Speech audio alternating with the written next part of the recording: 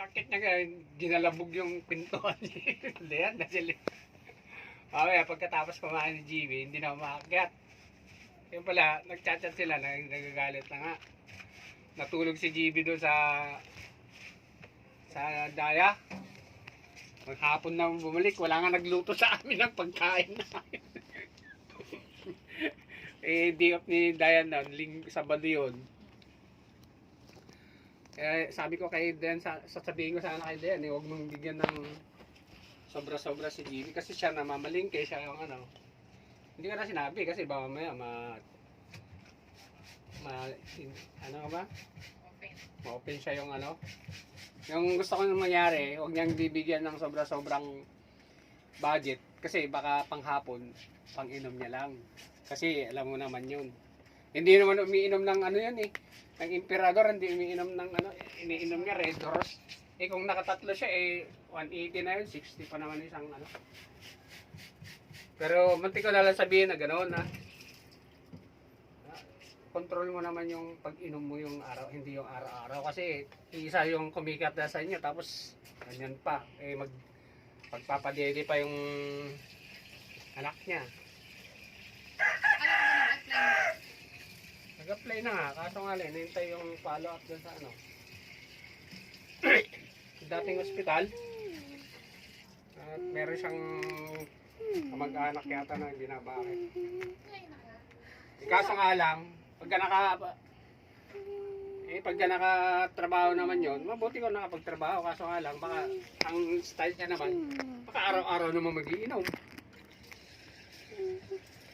Sila wala silang control sa sabi ko nga kay ate sabi ko sabihin mo sa kanya hindi magpapadala ata, hindi ko alam kung kailan magpapadala, ngayon ata o bukas.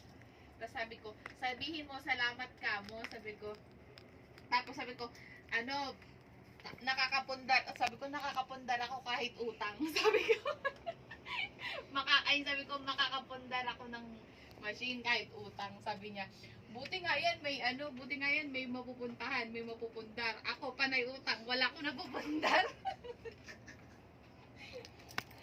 Yung hinahabol ko lang kasi yung yung sizer, yung pang-cutting kasi yun pang-cut ng machine. Mabilis maubusan ng stock. 'Di ba galing ibang bansa. Yung stock nila ng machine, padalawa-dalawa, tatlo-tatlo, ganun lang. Nung nakaraang buwan, may pera kami ni Joshua. Bibili na sana kami. And may bagyo. Tapos, nung may bagyo, edi sabi ko, bukas na lang kami pupunta. Nung bukas pupunta na kami, wala nang ulan. Naubusan na kami ng stock. Kaya yung pera, nagamit na nila yung sa jeep. Nabawasan na. Kaya sabi ko wala. Ngayon, nagkaroon ng stock. Sabi ni Joshua, mauubusan na naman kami. Mahirap kasi yung stock niya. Kaya sabi ko kay ate, kung may makakahiram ako, sabi ko. Kasi nag-chat siya. Yung loan, yung sinabi ko sa 100. Sabi niya, salary increase na kasi kami ngayon. Ngayong buwan, sabi niya, edi i-hold na yung payslip nila. Hindi na sila makakapag-loan. Kaya sabi niya, kung itutuloy ko pa daw kasi pupunta ata yung loan officer sa kanya kahapon. Ngayon.